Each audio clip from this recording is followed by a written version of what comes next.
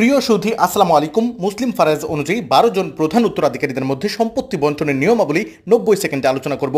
এই আলোচনার পরে নিজের প্রপার্টি নিজেই বন্টন করতে পারবেন। যে বিষয়টি মাথায় রাখতে হবে, মৃত ব্যক্তির ঋণ, কাফনের খরচ, বৈধ ওসিয়ত যদি থাকে এগুলো বাদ দিয়ে সম্পত্তির বন্টন করতে হবে। স্বামী সন্তান থাকলে 4/1 পাবে, সন্তান না থাকলে অর্ধেক অংশ পাবে। স্ত্রী সন্তান থাকলে 8/1 পাবে, সন্তান না থাকলে 4/1 পাবে।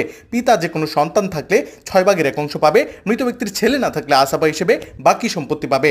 মা সন্তান না থাকলে 3/1 পাবে, সন্তান বা একাধিক ভাই বোন থাকলে 6/1 পাবে।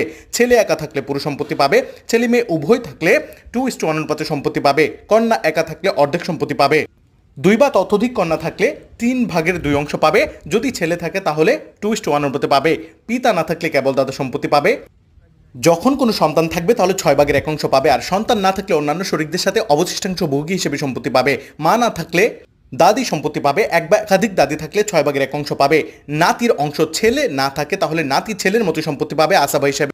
যদি কন্যা থাকে নাতনি তখন অর্ধেক অংশ পাবে, নাতনি একের অধিক হলে 3/2 সম্পত্তি পাবে। আবার নাতনি তখনই সম্পত্তি পাবে যখন তার সাথে সমশ্রেণীর কোনো ছেলে থাকবে না। 1961 সনের প্রতিনিধিত্ব মতবাদ অনুযায়ী নাতি নাতনি নানা নানি দাদা দাদি সম্পত্তিতে তাদের পিতামাতা বেঁচে থাকলে যতটুকু সম্পত্তি পেত ঠিক ততটুকু সম্পত্তি পাবে। ভিডিও ভালো লাগলে শেয়ার করতে ভুলবেন না। পরবর্তীতে কি নিয়ে ভিডিও চান কমেন্ট করতে ভুলবেন না। Thank you for watching.